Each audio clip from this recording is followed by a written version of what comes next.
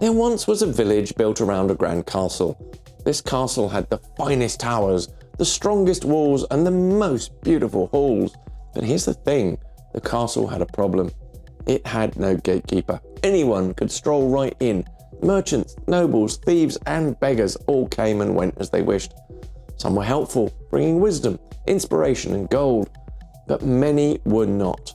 Some whispered doubts into the ears of the king. Others spread fear through the hallways. Some merely sat in the throne room, doing nothing, occupying space intended for grander things. As time passed, the castle became overcrowded. The king grew distracted and lost his vision and focus. He even forgot he was ruler of this great kingdom. Then one day, an old traveller appeared, hunched over his staff and wearing a dour and worse-for-wear robe. But there was a sparkle in his eyes that the king had long forgotten. So he beckoned him to approach the throne. The traveller fought his way to the king, surveyed the chaos around them and asked, "Who let all these people in?" The king scoffed. "Not me, they just showed up." The traveller smiled. "Ah," he said, "I see the problem. You must think that because they showed up, they belong here. But tell me, if a stranger wandered into your treasury and began taking gold, would you stop him?"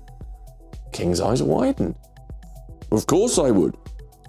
"Then why," the traveller asked, "do you allow these people, these ideas, these thoughts that rob you of peace, confidence, and strength to take up space in your castle? Your mind is that castle, but you have no gatekeeper." The king stared at the old traveller, the words still echoing in his mind. "Your mind is a castle, but you have no gatekeeper." He frowned, rubbing his temples.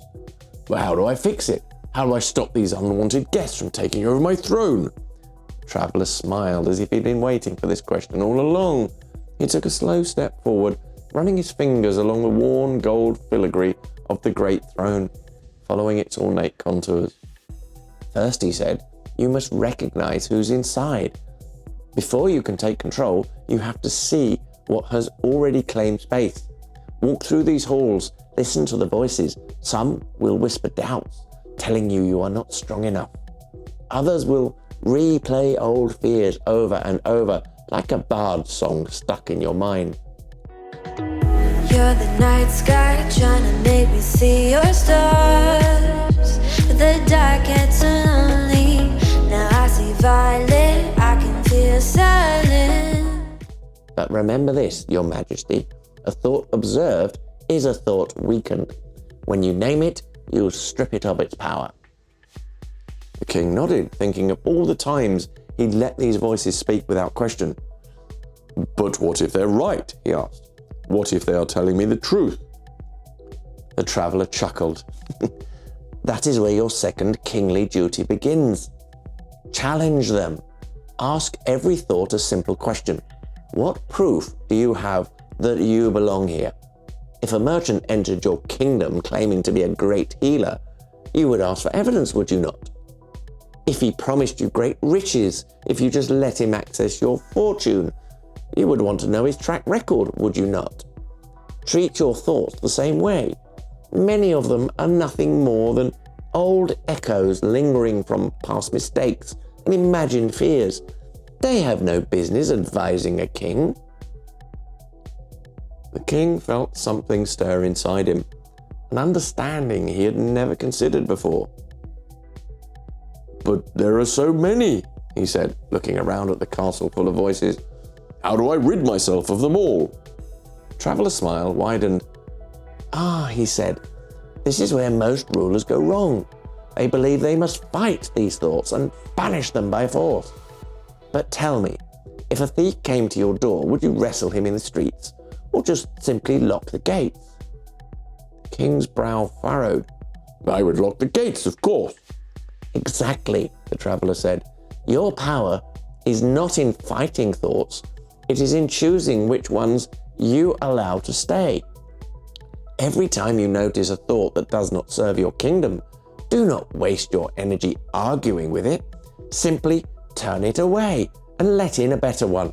Focus on a thought that strengthens you A king does not argue with every beggar at the gate. He chooses who may enter. The king stood taller now. Something shifted deep within him.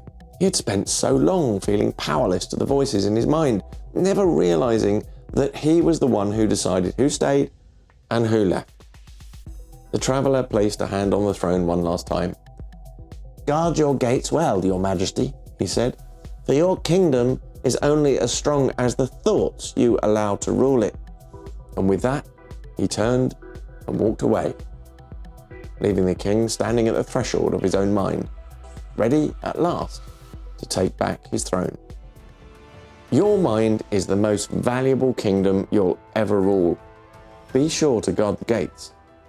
Dream, dare, rise.